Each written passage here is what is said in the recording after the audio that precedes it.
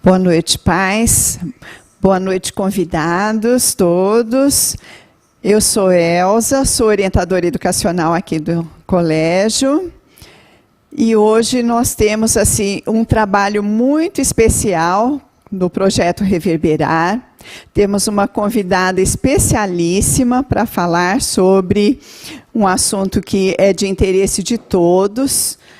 O estresse na pandemia, um desgaste emocional, enfim, assuntos muito interessantes e que eles serão abordados pela doutora Ana Paula Pena Dias, que, além dela ser uma profissional de altíssimo gabarito, a gente não pode deixar de dizer da nossa satisfação por ela ter sido aluna do colégio. Então, nós temos essa noite uma dupla satisfação, que é receber uma pessoa tão bacana, tão especial mesmo, tão querida por nós e por tantas pessoas, porque doutora, ela tem feito trabalhos belíssimos na mídia. Acho que seria muito interessante, quem ainda não acompanhou, que procure, que vocês aprenderão muitas coisas.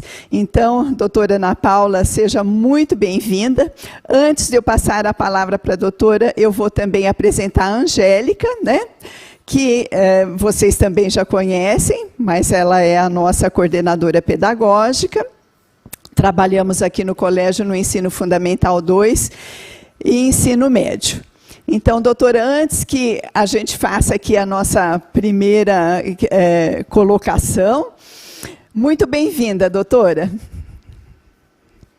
Eu quero agradecer muito ao convite, né, da escola. O Rio Branco é a minha escola do coração. Eu já tive várias escolas, né? Enfim, a minha formação, aí, minha trajetória profissional, já passei por muitos locais, né? Que contribuíram para a minha formação. Mas o Rio Branco, ele ocupa assim, um espaço gigantesco no meu coração. No Rio Branco, eu me formei o ser humano que eu sou. Eu ganhei valores que eu levo para a minha vida até hoje, por isso a minha paixão absoluta por esse lugar e pela Guga. E por tudo que a Guga representa, né, para todos nós. Quando eu recebi esse convite, eu fiquei extremamente feliz. Além de ex-aluna, eu sou mãe de duas alunas, né, duas baixinhas que estudam aí no terceiro ano, estão no terceiro C, elas são gêmeas, né, a Gabriela e a Maria Fernanda. Então, isso comprova aí a minha absoluta confiança na escola. E eu estava falando aqui nos bastidores para a Angélica e para a Elza que eu morava em Santos, fui fazer faculdade lá, fiz residência em São Paulo, e quando eu resolvi voltar a morar em São Bernardo, no ABC, e firmar mesmo meu consultório aqui, eu tinha ainda muitas dúvidas de onde eu ia trabalhar, morar, enfim, mas eu sabia que as minhas filhas iam estudar no Rio Branco, então, só para ficar aqui meu depoimento da minha certeza, da minha confiança absoluta pela escola. Obrigada, viu? Prazer enorme estar aqui. Obrigada, doutora. Então, vamos lá, né? Vamos começar aqui. Vamos falar um pouquinho sobre a saúde mental, não é, doutora? Então, como é que a gente pode desmistificar esse termo saúde mental? A pandemia colaborou para que as pessoas pudessem falar um pouco mais sobre o assunto? Sem dúvida, Elza.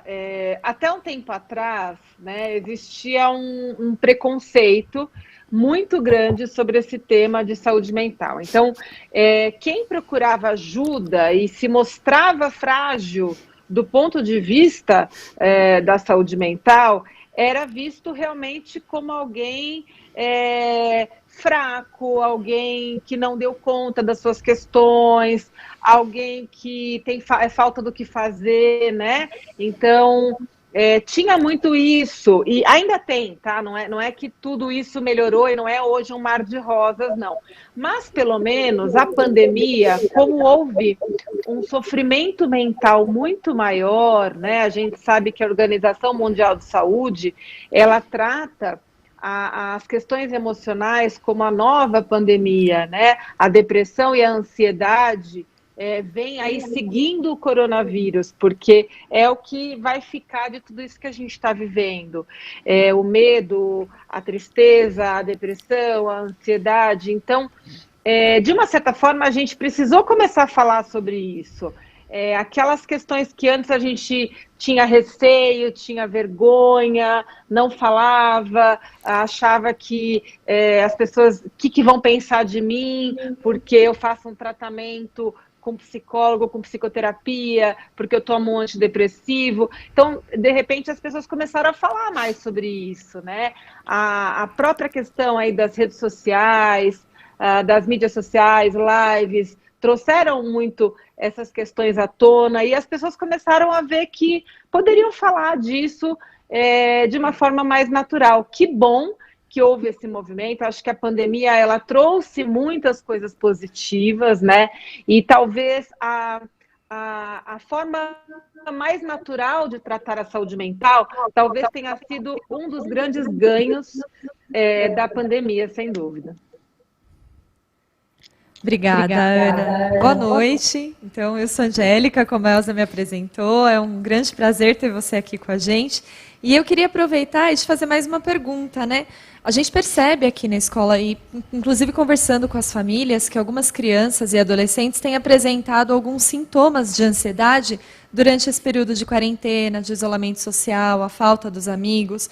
Como que a gente pode orientá-los para lidar com essa situação, né? Como que a gente pode orientar as famílias? Tá, Angélica, boa noite. A questão das crianças e dos adolescentes tem sido uma outra grande preocupação da Organização Mundial de Saúde, né?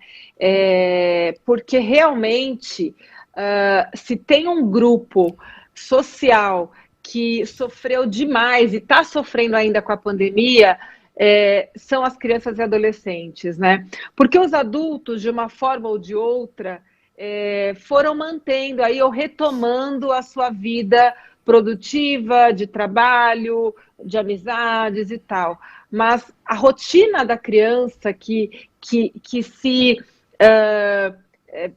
desenhava muito na questão da convivência escolar, essa foi completamente quebrada, né? Então, as crianças não poderem ir para a escola tem um peso extremamente grande, né? E claro que as crianças têm sim sofrido de ansiedade, de depressão, só que, diferente dos adultos, a manifestação clínica das crianças é diferente.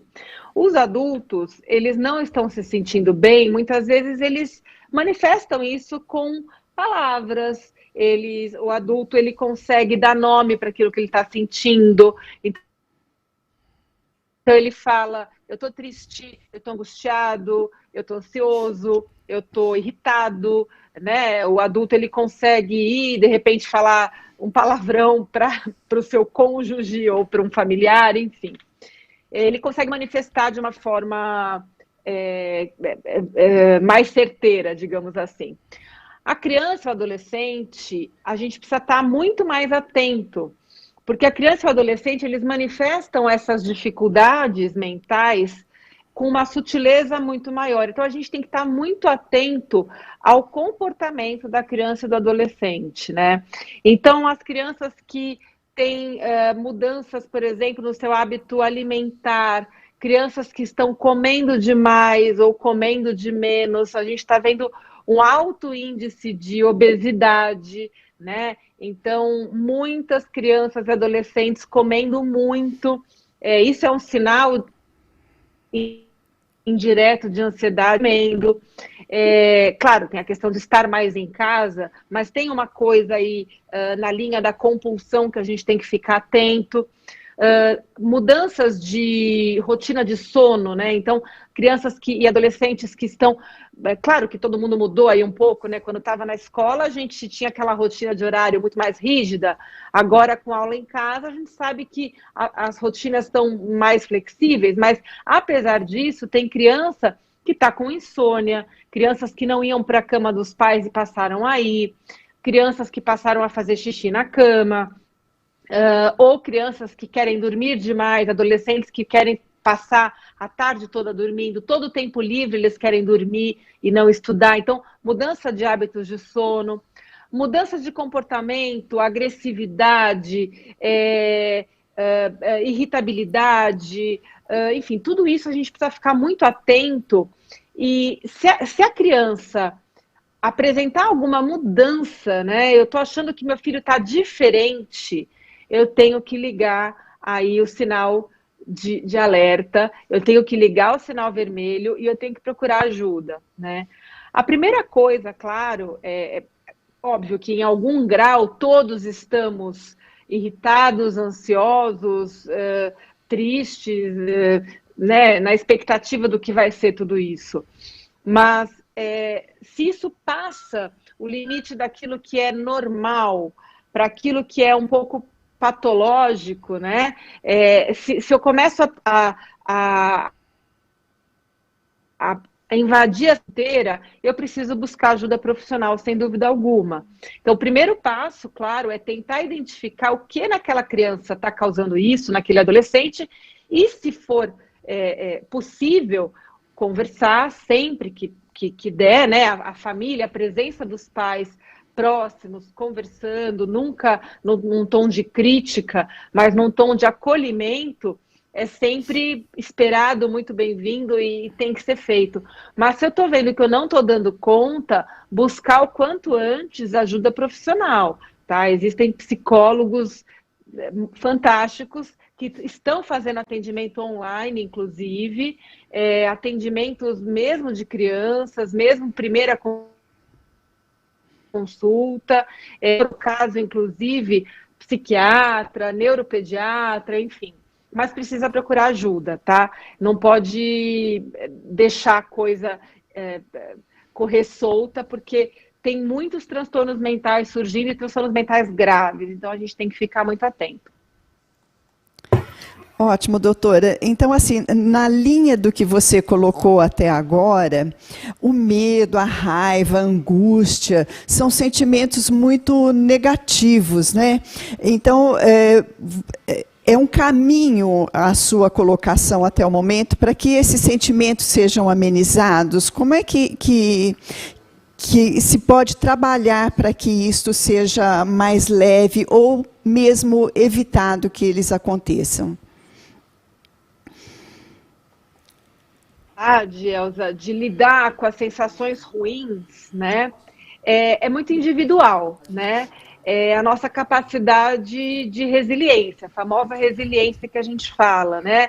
Que é pegar tudo aquilo que a gente tem de vivência negativa e transformar em algo positivo. Isso depende de uma série de questões, da minha história de vida, dos meus fatores genéticos, né? Se eu tenho um antecedente, um histórico familiar de uma doença mental, talvez eu não tenha tanta facilidade assim e eu precise de um suporte profissional. Tá? Então, depende de muita coisa, né? É claro que uma coisa que a gente pede para todo mundo é que procure manter hábitos de saúde mental saudáveis, né? Então, o que seriam aí esses hábitos?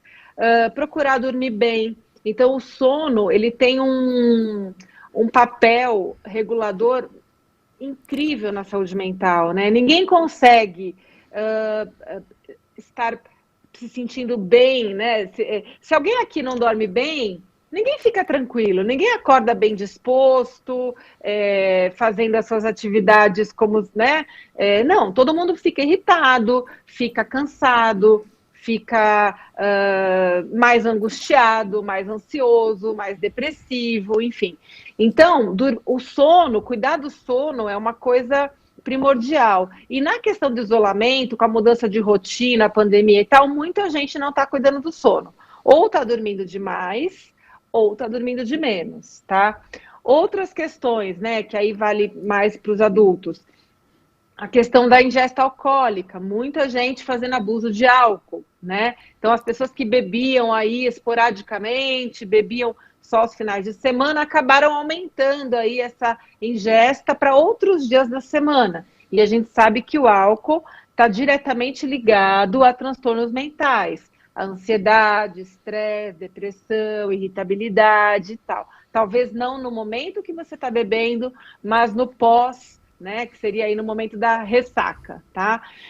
Então, cuidar do sono, ingestão de álcool, cuidar dos períodos de lazer. É muito importante que a gente tenha momentos de pausa, tá? Então, apesar de tudo que a gente está vivendo, apesar dessa loucura toda, é importante que a gente consiga preservar alguns momentos do nosso dia ou da nossa semana para não fazer nada, para fazer aquilo que der vontade, aquilo que der na telha, né? Agora que a gente está com a flexibilização aí da pandemia, da quarentena, de repente, sabe, encontrar alguém que você gosta, alguém da família, fazer, né, não grandes reuniões, mas de repente você tem um lugarzinho para passear, uma praça, um lugar para ir, uma praia no interior, enfim, dar uma passeada é importante, para que você consiga ter uma rotina dentro desse caos que a gente vive,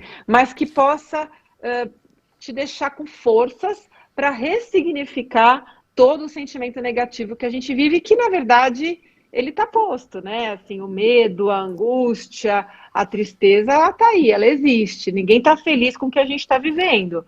A gente está extremamente angustiado, ninguém sabe até onde isso vai existir, né? A questão da vacina, uma hora vai aparecer, outra hora não vai. A hora que a gente está se animando, a Europa está toda fechando de novo, né? A Itália decretou lockdown, Paris também, Madrid, quer dizer, e aí? Quando que isso vai acabar, né? A escola que ia voltar em agosto virou setembro, virou outubro, virou novembro, agora talvez nem o ano que vem volte. Então, é muita incerteza, né? Então, a gente precisa se preservar do ponto de vista mental. Mas o que a gente precisa muito ficar de olho, Elza, é nos limites. Quer dizer, se eu entendo que eu não estou bem, aquilo que era normal, aquilo que era só uma coisinha, um sentimento ruim de vez em quando, passou a ser uma coisa que está interferindo na minha rotina, eu estou tendo sintomas físicos desse mal-estar, dessa tristeza, dessa angústia, eu preciso procurar ajuda profissional. Tem toda a razão. Isso eu acho que é o mais importante, né, Ana? Reconhecer que precisa de ajuda e procurar ajuda o quanto antes. A gente tem agora a participação de uma mãe, que é a Gisele. Ela pergunta, boa noite, Gisele, quais os sintomas podemos perceber nas crianças e nos adolescentes? Então, Gisele, tudo bem? Obrigada pela pergunta. Então, assim, a principal questão é olhar assim, meu filho está diferente, né? Ou ele está normal? Ele tá igual sempre ou ele está diferente? Então, a criança com questões mentais, ela pode apresentar, porque a criança ela não verbaliza, né? É difícil ela verbalizar. Tanto que as psicoterapias de criança, muitas vezes, elas vão para o lado lúdico, elas vão para o lado do desenho, é difícil a psicoterapia infantil ser da conversa, né? A conversa é muito do adulto. Então, por exemplo, uma criança que fica apática, né? Então, era uma criança que conversava e tal, de repente ela não quer mais papo, ela ficou apática, ou ela começou a ter manias, né? Então, de repente, era uma criança que não mexia, agora ela come o lápis, o material escolar, ela mastiga a borracha, ela come cabelo, ela tá dando nó no cabelo o tempo inteiro, coisa que ela não fazia, tá? Então, todas as mudanças, assim, um comportamento diferente. Começou a fazer xixi na cama, começou a fazer cocô na calça, sujar a cuequinha ou a calcinha de cocô, né? Não fazer o cocô, mas sujar ali, não conseguir segurar, porque o controle de esfíncter, pessoal, a gente fala muito do xixi do cocô, porque o controle do esfíncter tem muito, muito a ver com a questão emocional.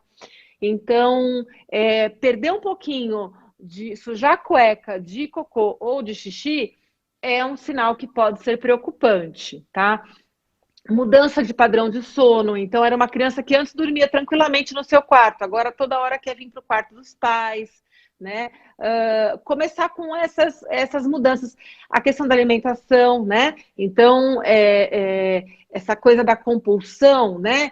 Toda hora tem que ter alguma coisa na boca, ou de repente não quer mais comer.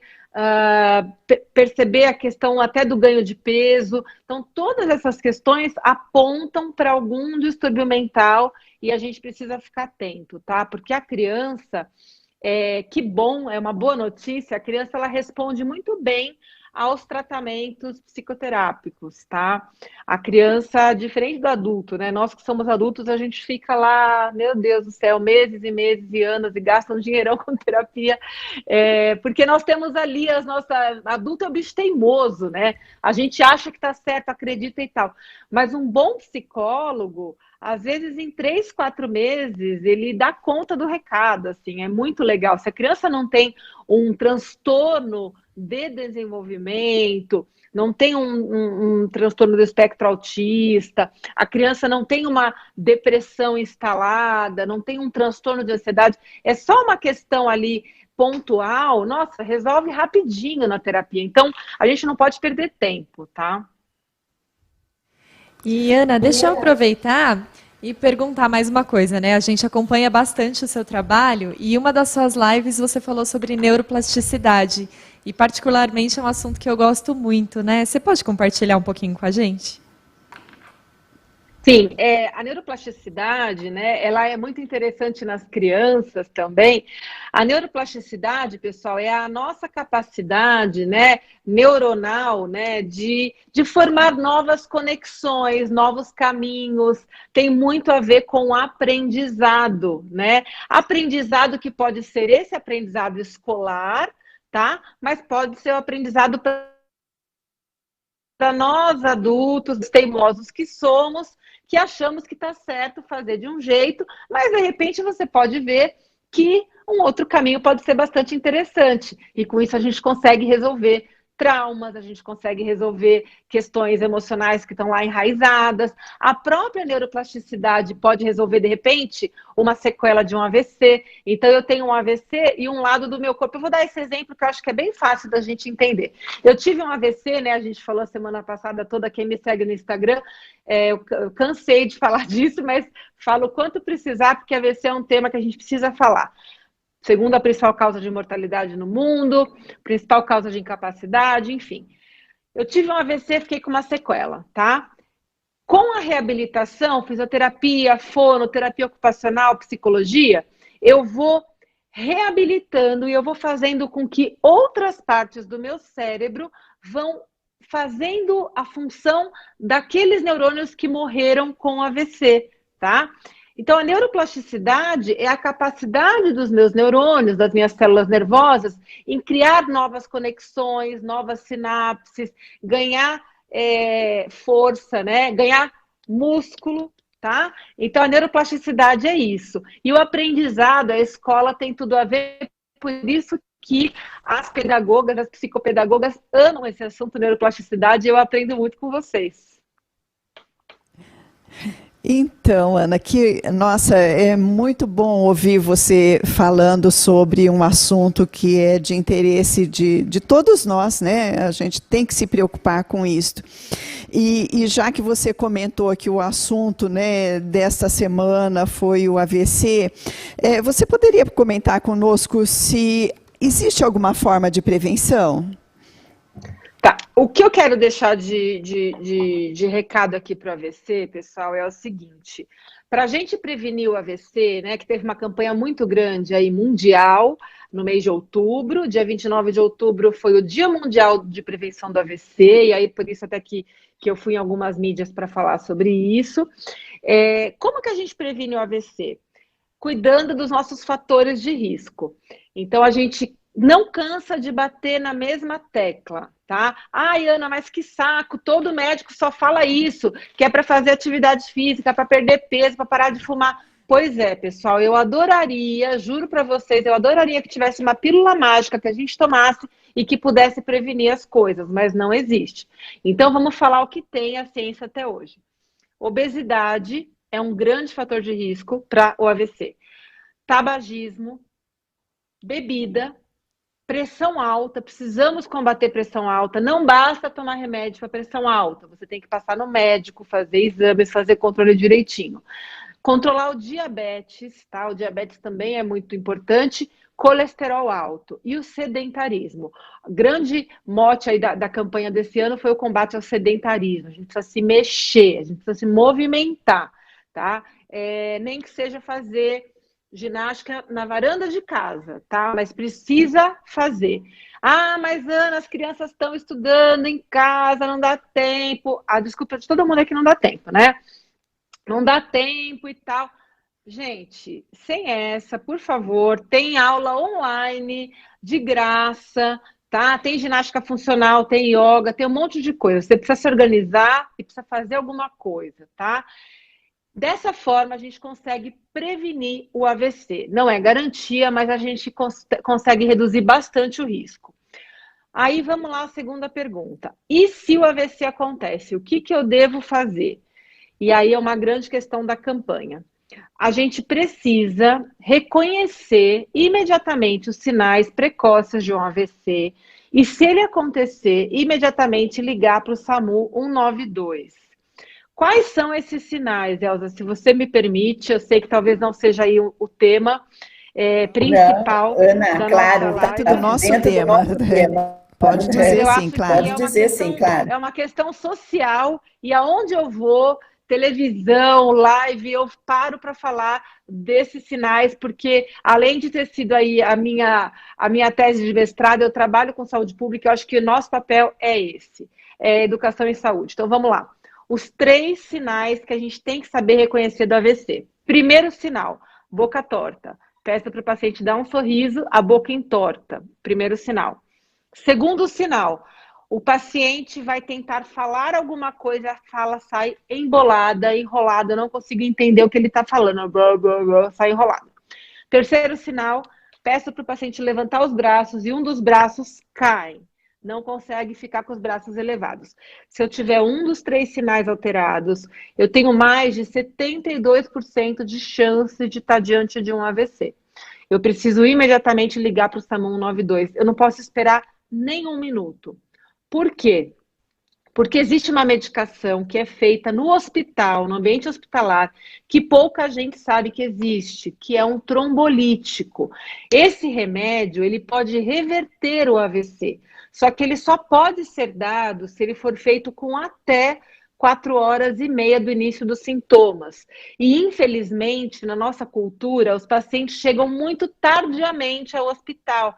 Então, os pacientes, antes de ir para o hospital, eles tomam banho, eles tiram um cochilo, a família fala, vai descansar, vai que você está estressado, daqui a pouco isso melhora, vai que é pressão, dá um remédio da pressão e vai descansar. Gente, as pessoas não podem fazer isso. O primeiro sinal de AVC, liga para o SAMU 192, corre para o hospital que talvez você consiga aí reverter os sintomas e salvar vidas. É esse o recado que eu queria deixar do AVC. Nossa, Ana, é sensacional ouvir você falando, porque às vezes uma simples live pode fazer a diferença entre a vida e a morte de outras pessoas, ou até mesmo pessoas ficarem com sequelas, né? Então, acho que é extremamente válido ouvir você falando sobre isso e agrega muito à nossa live, a tudo isso que nós estamos falando, né? Claro. Angélica, tem um trabalho que é feito com crianças, tá? Nós que estamos aqui na escola, pessoal, o SAMU, nessa época de outubro, eles fazem um trabalho de formar crianças para reconhecer esses sinais. Olha que lindo, e saber ligar para o SAMU 192.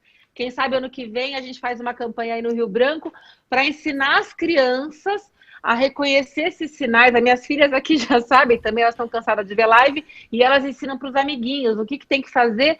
Ligar para o SAMU 192, porque muitas vezes as crianças salvam as vidas dos pais, dos avós, tá? Então existe esse trabalho muito grande na rede já municipal, estadual, e a gente precisa ampliar isso para a escola particular também.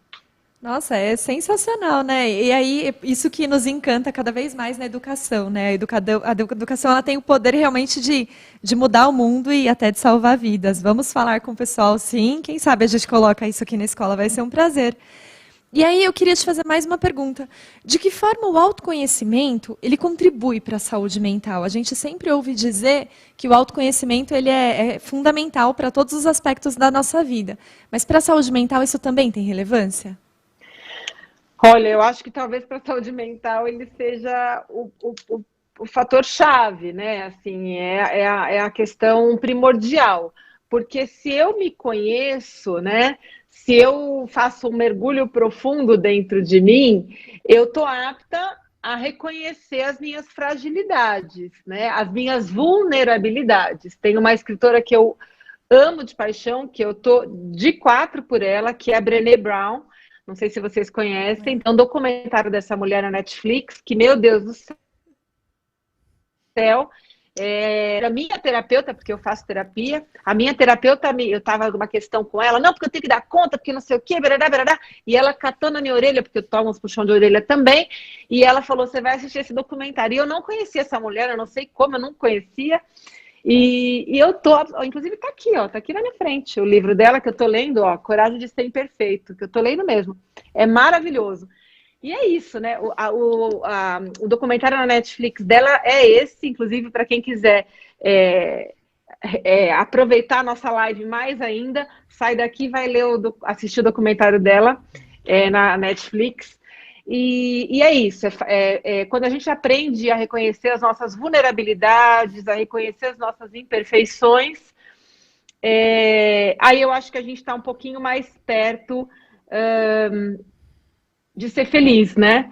E saber que a gente erra um montão, e saber que não se importar tanto com a opinião do outro, e dessa forma a gente começa também a reconhecer quando eu não estou legal, quando eu preciso de um tempinho mais quietinho, quando eu preciso falar não, né? Colocar os meus limites, porque nós que somos mães e profissionais, e deve ter muita mãe aí assistindo a gente, ou se não está assistindo agora vai assistir depois, e a gente se cobra demais, né? A gente se cobra aí de ser a mãe perfeita, de ser a profissional perfeita, de ser a esposa perfeita, e não rola, não dá, né? Então, nessa época agora do homeschooling, então, meu Deus, eu tenho que estudar com a minha filha, eu tenho que fazer a lição junto, eu tenho que dar conta de tudo, e tem muita gente realmente entrando em parafusos, né? Adoecendo do ponto de vista mental, muito por essa cobrança excessiva, né? Grupos de mães que a gente ouve falar e tal. Ah, mas o meu filho não está aprendendo tanto, mas puxa, que esse ano tem que voltar para trás. Aí eu fico pensando, gente, calma, né? Vamos ter calma. Tudo bem, a gente pode não estar aprendendo o máximo do que estaria se tivesse com as aulas lá na escola, mas alguma coisa está aprendendo, alguma coisa está vivendo, e eu acho que é sempre legal, né, Angélica, a gente olhar. Eu, pelo menos, pratico muito isso, o copo meio cheio sempre, sabe?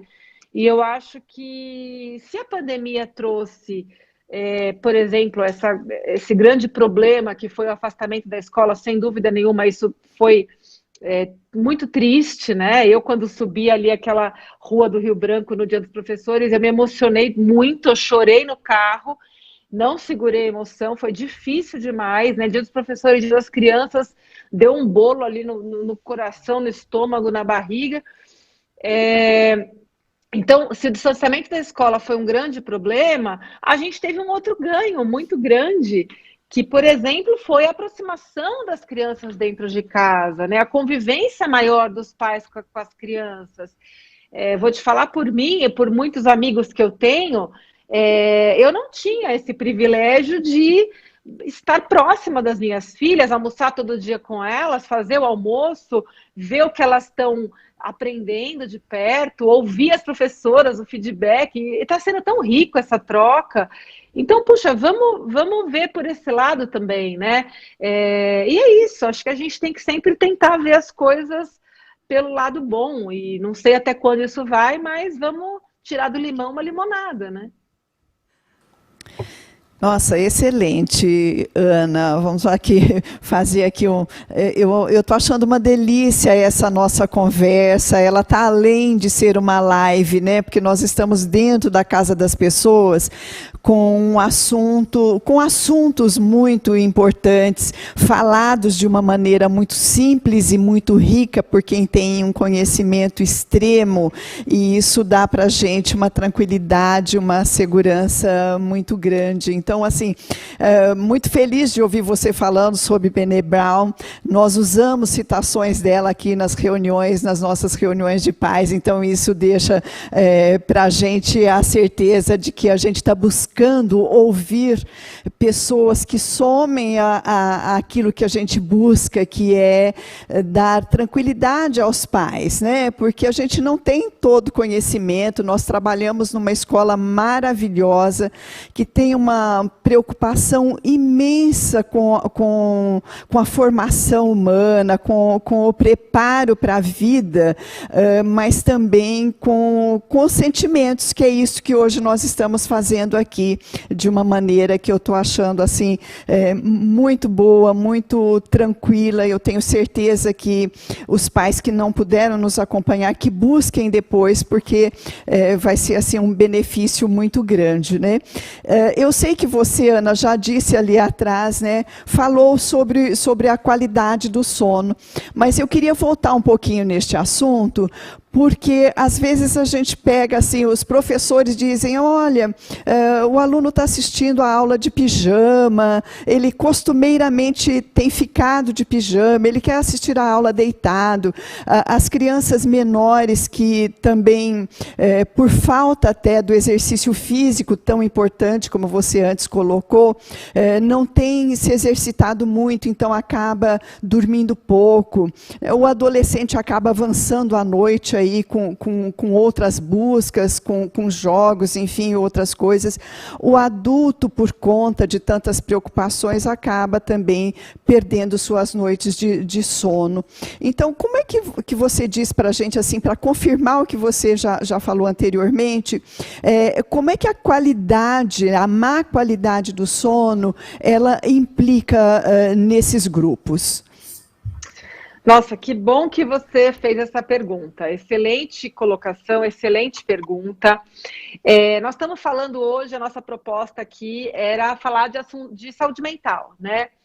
E, Elza, não dá para a gente falar de saúde mental sem falar de sono. Não dá, tá? As coisas, elas estão interligadas, né? Os nossos reguladores naturais de sono foram destruídos com a questão do isolamento social e da pandemia, né? Então, quais reguladores eram esses que a gente tinha anteriormente, né?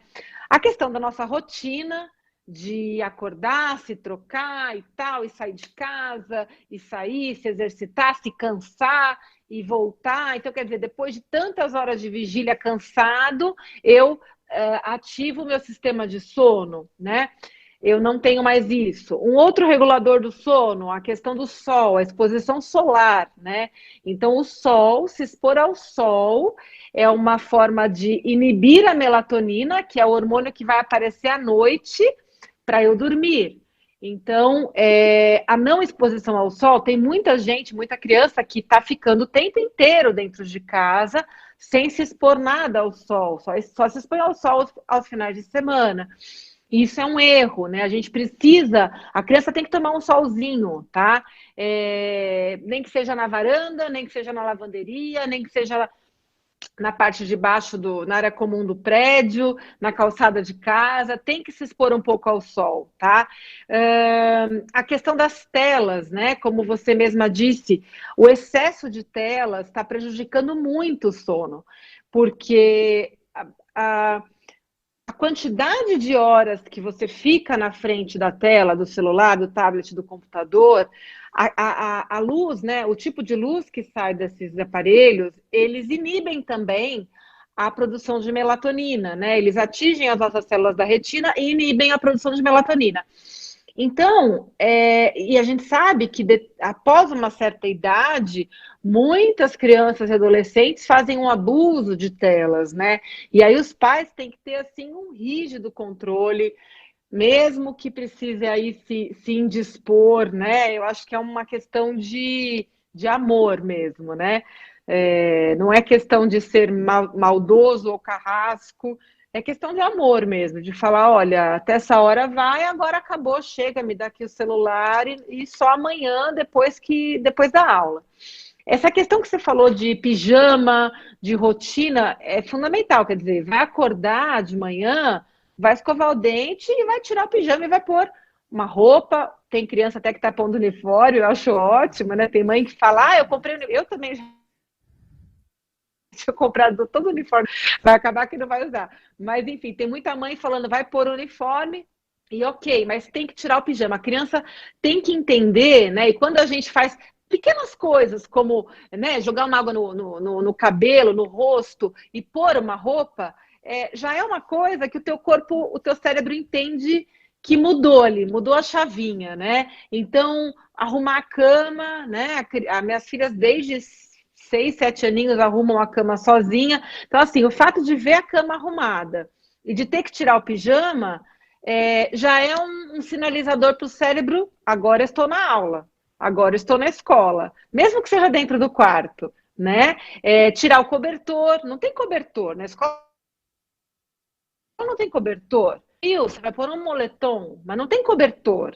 Não tem bicho de pelúcia embaixo do braço, entende? Eu tô na aula. A menos, claro, que seja um bebê. Mas eu acho que esses são pequenos hábitos que sinalizam para o cérebro que eu estou em aula, que eu estou em atividade, que eu não tô no quarto deitado e que eu posso assistir aula deitado assistir aula deitado proibido, assim, né? Acho que o cérebro não tem como. A gente não consegue, né? Se a gente vai estudar, a menos que você seja um prodígio, a gente não consegue deitado, de barriga para baixo, com a televisão ligada, de pijamão ali. A gente não dá, a gente tem que estar minimamente aprumado, né? Ai, Ana, sem dúvida. Inclusive, a falta de sono impacta diretamente na memória e na aprendizagem, né? Isso também é bastante preocupante. A gente tem algumas mães, algumas pessoas querendo participar, e eu tenho uma pergunta para você, a primeira da nossa coordenadora, Daniela. Boa noite, Dani. Ela pergunta qual seria a sua orientação sobre o uso de medicação no controle do estresse e da ansiedade. Tá, primeiro eu queria mandar um beijo gigantesco para a Dani. A Daniela, ela é coordenadora pedagógica das minhas pequenas, né, da faixa etária delas, do Fundamental 1.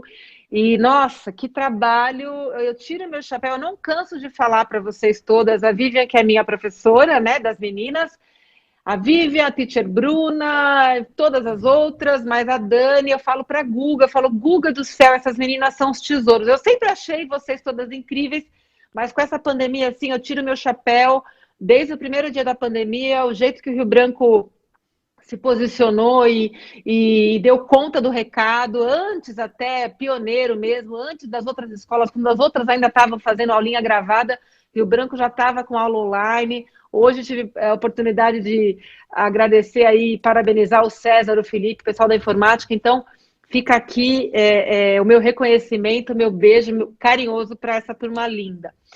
Bom, Dani, medicação é o seguinte, é muito caso a caso, né? Então, eu como médica, claro que eu uso muito medicação, medicamentos, quando bem indicado, tá? Mas eu tenho muito critério, né? Não é qualquer pessoa que chega no consultório que eu saio medicando. Depende muito do impacto que aquele sentimento está tendo na sua vida, sabe? É isso que a gente tem que pesar. Então, sentir tristeza, sentir medo, sentir raiva, sentir preocupação com o futuro, muita gente aí que perdeu seus empregos, que perdeu a sua renda, muitos autônomos. É claro que todo mundo vai ter frio na barriga, todo mundo vai perder o sono, todo mundo vai mudar o apetite, né? Então a gente tem que ser criterioso. Agora, se esses sintomas estão impactando na sua vida, estão te deixando num quadro aí de uma anedonia, de uma falta de interesse pela vida, de uma indisposição crônica, de uma falta de sono constante, de uma perda de peso, sintomas físicos como taquicardia, dor de barriga, diarreia, falta de ar, formigamento no corpo, tontura, dor de cabeça, quer dizer, todos esses sintomas físicos da ansiedade, que são por descarga de adrenalina, noradrenalina, cortisol, aí eu preciso medicar. Aí eu acho, a gente não tem que ficar resistindo. Aí, voltando à primeira pergunta lá da El, em relação a a desmistificar a saúde mental, né?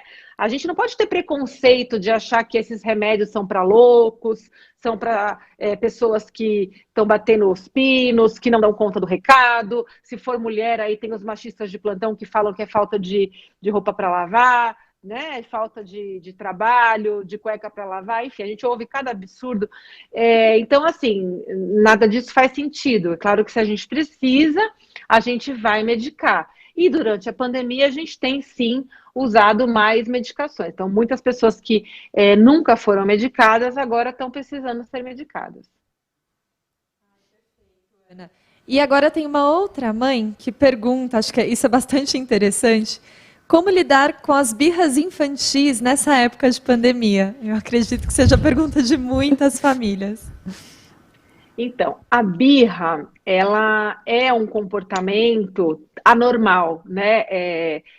É um comportamento de que algo não vai bem, né? Lembra quando eu falei das coisas anormais que a gente precisa ficar de olho para sinalizar e ligar ali o sinalzinho vermelho, né?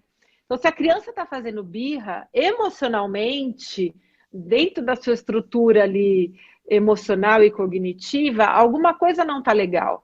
Ou ela está com medo, ou ela está com raiva, ou ela está preocupada, ela está ansiosa, com receio de que algo ruim vai acontecer em relação à família, geralmente, ou até agora em relação à doença, ao Covid. Às vezes a criança pode ter criado na cabeça dela uma fantasia de que algum familiar, de tanto que ela vê na televisão, de que algum familiar vai morrer de Covid, ou de que a escola nunca mais vai voltar, né? Então, eu acho que a grande questão aí, o que fazer, é assim, se aproximar dos nossos filhos, né? E aí eu me coloco como mãe, não como profissional, porque já passei por isso, claro. É chegar muito perto, né? É tentar quebrar essa barreira, porque se tem birra, é porque tem barreira. É porque a criança não está conseguindo expressar ou acha que não pode expressar da forma como ela deveria para o pai ou para a mãe. Então, a gente precisa, aos pouquinhos, ir quebrando, né, essa barreira e tentando chegar na criança. Não, talvez não na hora da birra. Na hora da birra dá vontade de dar um tapa mesmo, um safanão e falar, vai para lá. Mas na hora que passou a birra, né? Na hora da calmaria, tentar se aproximar, tentar acolher, tentar conversar, pegar no colo e tentar entender o que está rolando, o que está por trás desse comportamento que não está legal. E se for preciso, claro, ajuda profissional, porque às vezes o pai e a mãe não dão conta. Não vão ter essa disponibilidade ou essa habilidade, enfim. E aí, claro, sem nenhum problema, procurar a ajuda de um psicólogo. Como eu disse, a psicologia na infância, né, a terapia na infância, ela funciona muito bem e muito rápido. Perfeito, Ana. Muito bom. Cada vez a gente vai ficando mais entusiasmado pelas suas colocações, né? E você tocou aí num assunto bem interessante do aspecto da birra, da criança ter receios, medos, né, de perder alguém pela Covid, e realmente a gente tem, assim, os alunos têm trazido para a gente alguns receios, alguns medos, tivemos aí, né, famílias que perderam parentes, alunos que perderam pai, enfim, isso é muito forte, muito significativo, a gente leva muito em consideração esses sentimentos e a escola realmente tem uma grande preocupação em acolher esses alunos. Bem por isso, a gente entende que falar sobre essa inteligência emocional, reconhecer os sentimentos, como é que isso é visto do ponto de vista neurológico? Qual a positividade que aprender a falar sobre os sentimentos, que as crianças e os adolescentes, e até mesmo os adultos, porque muitos não conseguem expressar os seus sentimentos, né? Do ponto de vista neurológico, que sentido tem no aspecto positivo?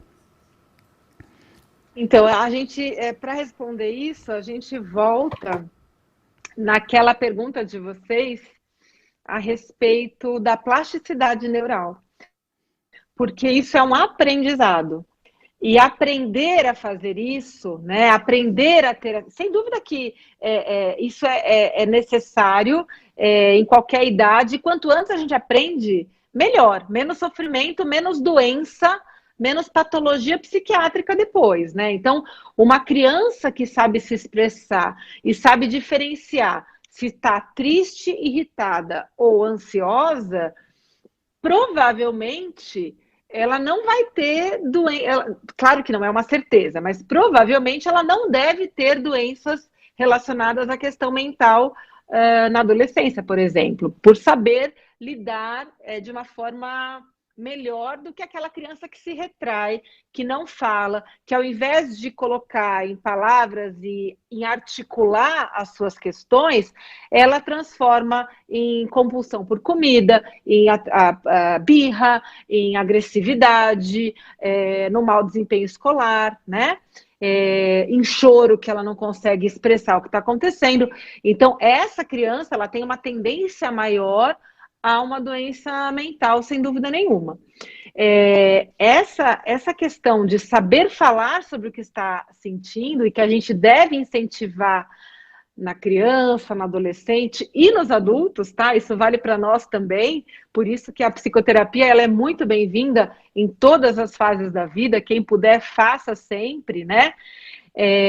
Acho que para autoconhecimento ou para você realmente resolver alguma questão pontual, alguma doença, alguma questão pontual, mas enfim, ou, por exemplo, resolver um luto, como você mesma disse, né? Pessoas que estão perdendo parentes, então a psicoterapia ela pode ser pontual para resolver uma questão específica, mas aprender a lidar com os sentimentos é algo assim que quando a gente aprende, meu Deus do céu, né? Eu acho que a gente ganhou a medalha de ouro do desenvolvimento pessoal, né? Eu acho que é uma questão que todos nós buscamos e tem tudo a ver com a neuroplasticidade, porque a hora que a gente aprende, é um aprendizado, a gente reforçou sinapses de áreas neurológicas ali, de córtex pré-frontal, que age sobre o nosso sistema límbico e fortaleceu ali aquelas sinapses.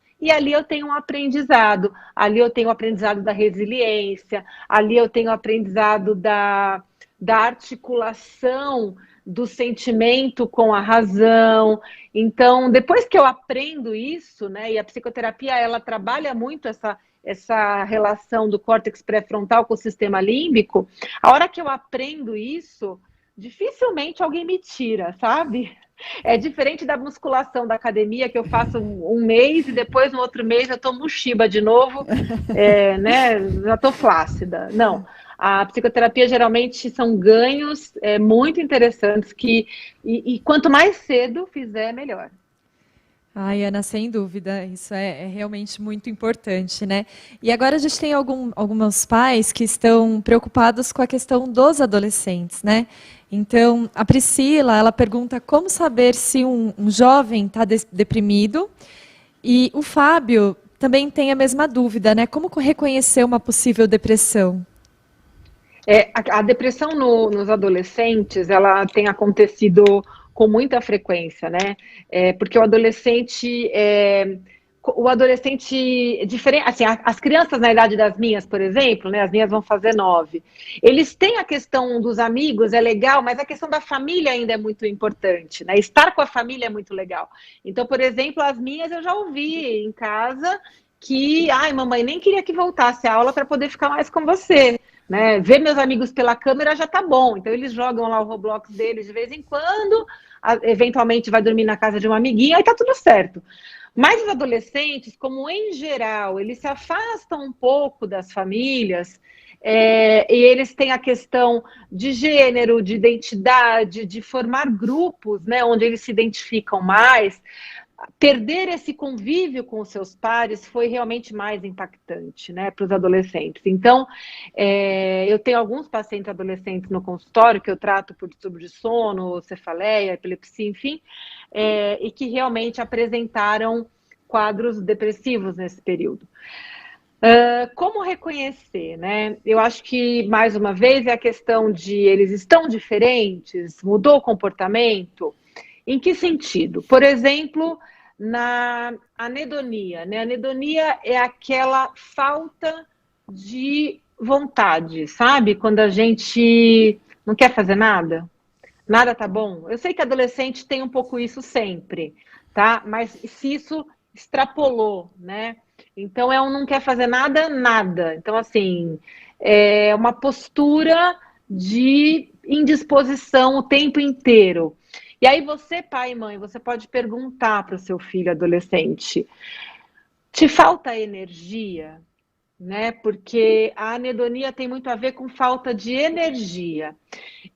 Quem já teve depressão sabe. É uma falta de... é um cansaço. É um cansaço extremo, né? A pessoa está sempre cansada, tá? E você pode perguntar: você está cansado? Né? Enfim, eu não quero assistir aula porque pode ser um desinteresse da aula, porque é chato, eles falam que é chato. A aula é chata, beleza. Agora não, eu estou cansado. Opa, cansado pode ser um sinal de depressão, tá? Falta de energia e cansaço pode ser. Mudança de apetite, tá? Perda de apetite, perda de peso, ou um aumento muito grande de apetite, né? A compulsão alimentar. E o outro ponto é outros pontos, né? A agressividade, além do normal do adolescente, né? Porque todo adolescente quer matar os pais, o pai não sabe nada, a mãe é tonta, o pai é idiota, mas eles estão num movimento maior, assim, eles estão numa questão de uma agressividade maior, sabe? Então, acho que são questões para a gente ficar de olho, e o adolescente, a gente sempre tem que estar um passo antes, né? Então, assim, suspeitou de algo, médico, conversar com a professora, conversar com um psicólogo, enfim, né? Adolescente a gente não pode achar que é da idade, assim, acho que tá em dúvida, buscar ajuda profissional. Obrigada, Ana, tem toda a razão.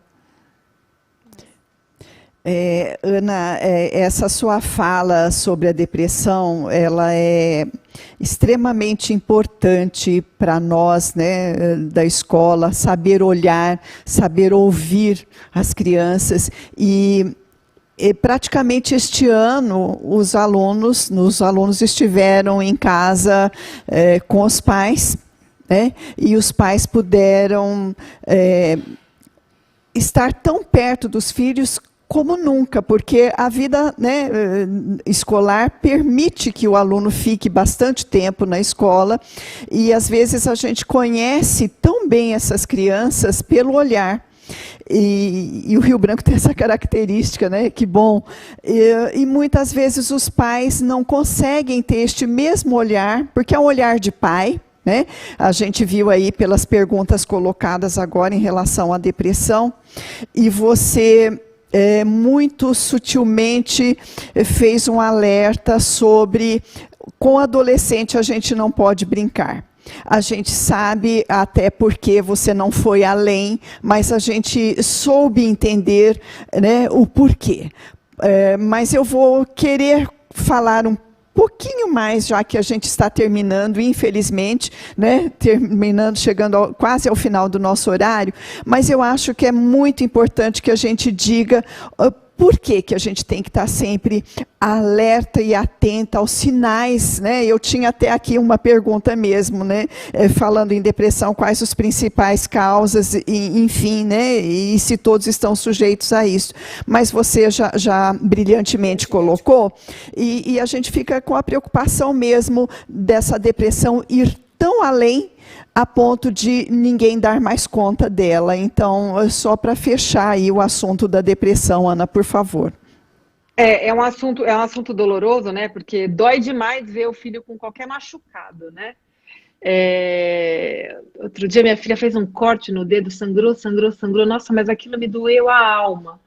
E graças a Deus elas nunca tiveram nada mais grave. E veja, a depressão é um machucado na alma, né? A alma está doente. E dói demais para os pais reconhecerem isso, verem isso e tem um lance de negação, né, Elza? Porque assim, se meu filho está com depressão, aonde que eu errei? Né? A culpa é minha? Primeira coisa, não tem culpado, tá? Não tem culpado. Só o fato de ser adolescente já é uma fase predisposta à depressão. Tá? Muitos casos de depressão iniciam na adolescência. E não necessariamente você, pai e mãe, fizeram algo errado. Tá? A criança, ele pode ter desenvolvido essa depressão por N fatores. A grande questão é reconhecer, porque a depressão ela tem uma incidência altíssima no nosso país. O nosso país é um dos principais países com índice de depressão, né? E, infelizmente, a gente tem uma altíssima taxa de suicídio, né? E a gente precisa combater isso, tá? Como que a gente combate o suicídio? Reconhecendo a depressão, tá? Então, aos pais que me perguntaram, obrigada pela oportunidade de perguntar. Se vocês têm alguma dúvida se o filho de vocês especificamente está com depressão ou não, me ponho à disposição de vocês para a gente continuar essa conversa. Vou deixar aqui o meu Instagram, o @doutora Ana Paula Pena, me chama no direct, eu tiro todas as dúvidas de vocês, tá? E fica para outras pessoas que têm dúvida aqui. Se for necessário, a gente faz uma avaliação no consultório, até online, a gente está atendendo por telemedicina também, mas a gente não pode vacilar, sabe? Acho que adolescente é uma população que a gente tem que ter muito cuidado, muita cautela, porque a depressão ela é muito confundida com aquilo que é normal do comportamento adolescente, tá? Então, realmente, acho que se acendeu essa luzinha vermelha, vale a pena uma conversa, uma orientação maior. Isso tem sido muito frequente nesse período da pandemia. Razões não faltam. Dói para um pai e para uma mãe ver isso. E isso não necessariamente tem nada a ver com o que vocês fizeram, enfim.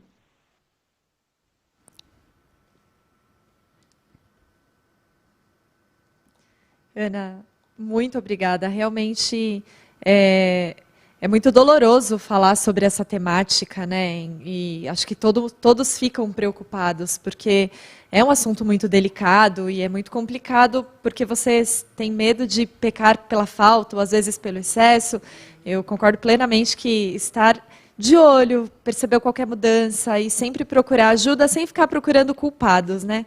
Acho que o principal aspecto é tentar ajudar esse adolescente, principalmente agora nessa fase de pandemia, onde tristezas muitas vezes não faltaram. Então, talvez saber diferenciar a depressão da tristeza também é importante, e, na dúvida, procurar uma ajuda, né? Sem dúvida nenhuma. Eu agradeço demais pelas suas explicações. Bom, chegamos ao final, né, Ana? Passou tão rápido, como é enriquecedor, né? Foi maravilhoso. Eu tenho certeza que os pais que puderam nos acompanhar também gostaram e pensam assim como nós. O que dizer para você, né? O nosso muito obrigada, assim, receba o nosso carinho. Você é uma profissional super ocupada, mas tão logo a gente entrou em contato, você foi pronta a dizer, eu vou sim, vou com muito prazer. E a gente sentiu o seu carinho daqui, em cada palavra sua. Então, nós só podemos agradecer, e com a felicidade que nós abrimos, nós vamos encerrar, né, dizendo do prazer de ter recebido você aqui esta noite. E, claro, nós ainda, né, o ano que vem, nós contaremos com você, por que não? É maravilhoso maravilhoso ter alguém que compartilha também das nossas mesmas expectativas, das nossas mesmas esperanças de uma educação que muda as pessoas, né? De conhecimentos que levam as pessoas para outros lugares melhores. E a medicina faz isso muito, e a medicina dita através das suas palavras, elas chegam para nós de uma maneira muito simples, e eu acho que isso é que tornou esta noite bastante especial. Então a gente despede de você com esse carinho todo, e também nós nos despedimos dos pais, dizendo que sem eles também a escola não pode caminhar, né? Nós esse ano passamos um ano distante, a gente tem dito isso a cada encontro nosso, passamos um ano distante, mas ao mesmo tempo muito próximos, porque nós estávamos o tempo todo e estamos ainda dentro da casa das pessoas. E dentro da casa das pessoas a gente entra também um pouco dentro do coração de cada um, né? Assim como a gente faz isso com os meninos aqui no colégio. Então, Ana, muitíssimo obrigada, que você tenha assim um caminhar profissional com muito êxito, como o que a gente tem acompanhado. E se você quiser se despedir, deixando aí os seus contatos, a gente fica feliz, e muitíssimo obrigada mesmo. A Guga, eu tenho certeza, ela recebeu o seu beijo aí ao longo da nossa conversa, né? O beijo que você deixou para ela. Ela também é muito orgulhosa de ter tido você como aluna. Então, muito obrigada e boa noite. Boa noite, pais. Nós nos despedimos, agradecendo também aos meninos, o Felipe e o César, que tornam o nosso trabalho brilhante também. Muito obrigada, viu? Eu queria... Desculpe, a Angélica também, minha companheira. A gente é tão companheira que a gente até esquece de agradecer, mas a gente tem que agradecer sim, porque nós somos parceiras de trabalho e a gente também comunga das mesmas opiniões, viu, Angélica? Obrigada. Imagina, Elzinha, eu que agradeço. Ana, por favor. Eu queria agradecer muito o convite de vocês, assim, Elza, para mim um convite da Guga, de vocês do Rio Branco, é uma ordem, porque para mim o Rio Branco, como eu falei no início, é a minha escola do coração, é a escola que me formou como ser humano, assim, sabe?